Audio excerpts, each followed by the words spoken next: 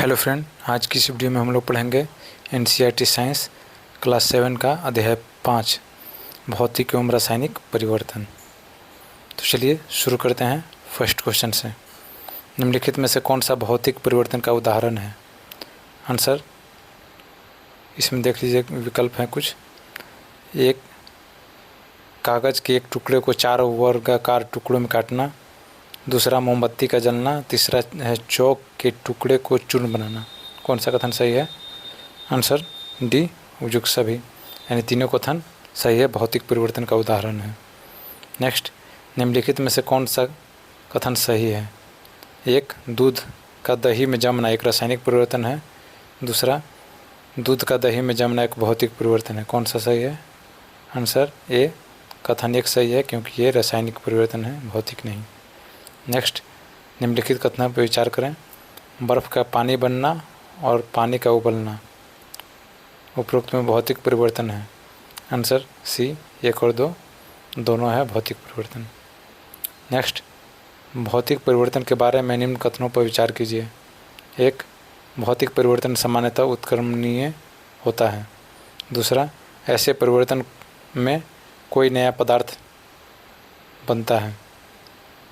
तीसरा, वह परिवर्तन जिसमें किसी पदार्थ के भौतिक गुणों में परिवर्तन हो जाता है।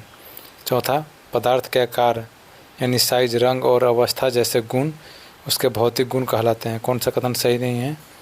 आंसर बी, कथन दो सही नहीं है, बाकी तीनों कथन सही है।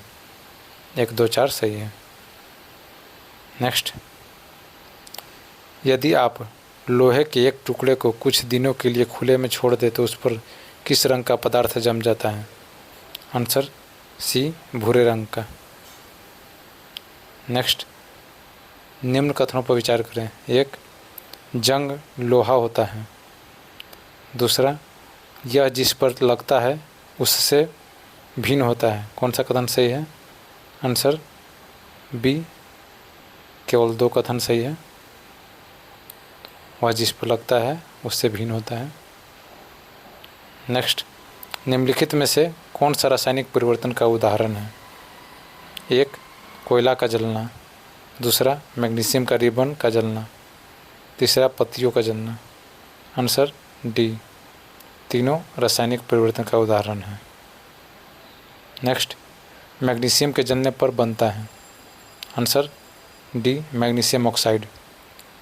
नेक्स्ट, 1 चम्मच सिरका में 1 चुटकी खाने का सोडा डालने से कौन सी गैस निकलती है? Answer C, carbon dioxide. Next, चूने का पानी का दूधिया हो जाना किसका मानक परीक्षण है? Answer C, carbon dioxide.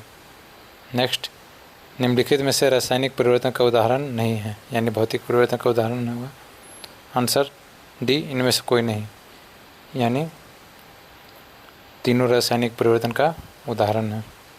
भोजन का पाचन, फलों का पकना, अंगूर का किण्वन रासायनिक परिवर्तन सभी है। नेक्स्ट, औषधि में कौन सी अभिक्रिया होती है? आंसर बी, रासायनिक परिवर्तन। नेक्स्ट, निम्नलिखित कथनों पर विचार कीजिए। एक, प्रत्येक नए पदार्थ की खोज रासायनिक परिवर्तनों का अध्ययन करके की गई है।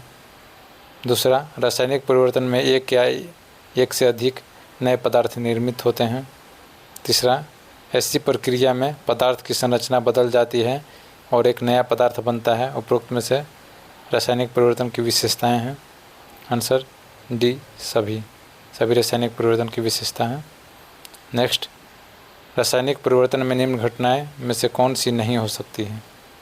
आंसर डी, सामान्यतः उत्क्रमणीय होता है, रासायनिक परिवर्तन में नहीं हो सकती, बाकी सभी होती है। ध्वनि का उत्पन्न होता है, ध्वनि का उत्पन्न होना, गंध में परिवर्तन होना अथवा किसी नई गंध का बनना, ऊष्मा प्रकाश अथवा किसी अन्य प्रकार के विकिरण का निर्मुक्त होना या बाहर निकलना या अवशोषित होना, ये सब रासायनिक परिवर्तन का उदाहरण है।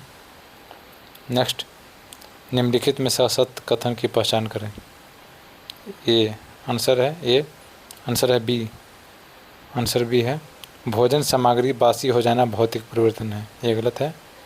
भोजन सामग्री बासी हो गई तो वो रासायनिक परिवर्तन में आ गया, क्योंकि वो फिर से ताज़ा नहीं हो सकती। बाकी सभी देख लीजिए। जो सही है कथन, किसी भी पदार्थ का जलना एक रासायनिक परिवर्तन है। उसके बाद पटाखों का विस्फोट एक रासायनिक परिवर्तन है। नेक्स्ट क्वेश्चन, निम्नलिखित कथनों पर विचार कीजिए। एक, जंग लगना एक रासायनिक परिवर्तन है।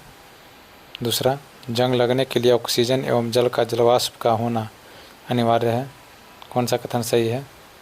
आंसर सी, दोनों कथन सही है। नेक्स्ट, जंग रोकने के क्या क्या उपाय हो सकते हैं?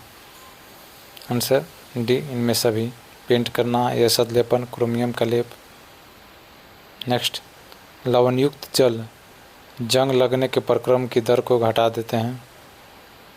दूसरा, घरों में पानी की आपूर्ति के लिए उपयोग होने वाले लोहे के पाइप एसिड लेपित होते हैं, जिससे उनमें जंग नहीं लगता।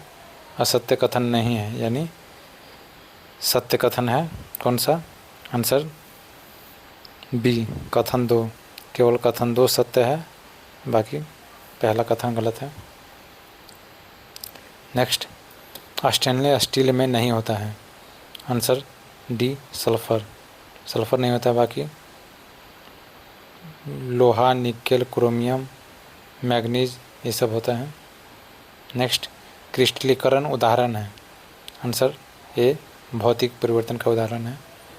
आज की वीडियो में यह अध्याय समाप्त हुआ। वीडियो अच्छा लगा तो वीडियो को लाइक और चैनल को सब्सक्राइब कर दें। ऐसे ही हम लोग सभी NCERT को हम लोग कवर कर रहे हैं। मिलते हैं नेक्स्ट वीडियो में।